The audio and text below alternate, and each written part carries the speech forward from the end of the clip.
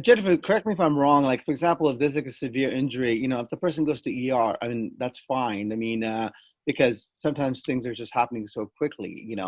There's as long as the employer offers them at some point the claim and tells them to go through insurance, that's okay, right? Right. I mean, I do have plenty of people who've come to me who say, "Oh, well, they gave me that opportunity, and I didn't want to make waves," or perhaps they were, I can't financially afford to be off work, so I didn't even want to address that. Then that's on the employee, Okay. but you gave them the opportunity. Got it. Now, I want to continue back to our conversation where you said, okay, first we check to see if they were given the opportunity, and then we check to see if this is a disgruntled employee or this is someone that really truly has a claim. What's your process on that? Right. So for me, I always meet with potential clients myself. I don't have some other person, doing that interview. It's important for me, to see the whites of their eyes. I'm trusting what they're telling me. So I want to make sure that I'm pursuing a valid claim. I don't want fraudulent claims.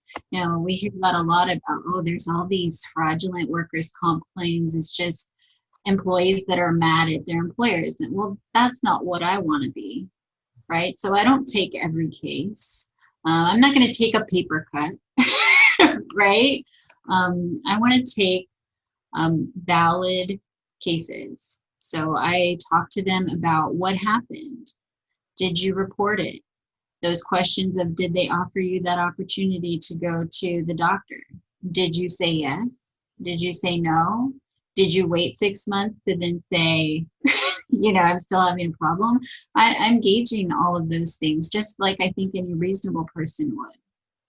Jennifer, a quick question. This might sound silly, but what's considered an injury? Like, what is stress? I'm under constant pressure, and it's I have unreasonable deadlines, and I'm totally feeling anxious, and I'm having panic attacks. Is that considered, or am I overthinking it?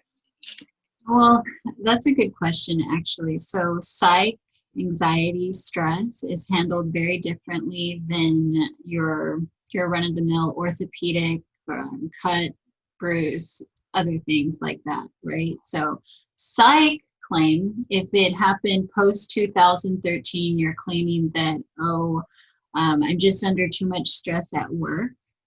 If you can actually prove or meet the thresholds that your psych or stress claim is coming or industrially caused, then you're only entitled to treatment through workers' compensation. You're not entitled to any sort of permanent disability reimbursement or settlement on that basis, unless you can prove that it's the result of some kind of catastrophic event. The best example I have is that, a bank teller working and then gets held up with a gun. That's catastrophic, okay? There's a few exceptions for that. And then the threshold for other types of psych claims in order just to get medical treatment, in an ortho case, all we have to prove is that 1% of your orthopedic complaint is work caused. Okay. Whereas with the psych or stress claim, you have to show that 51% or more is due to your exposure at work.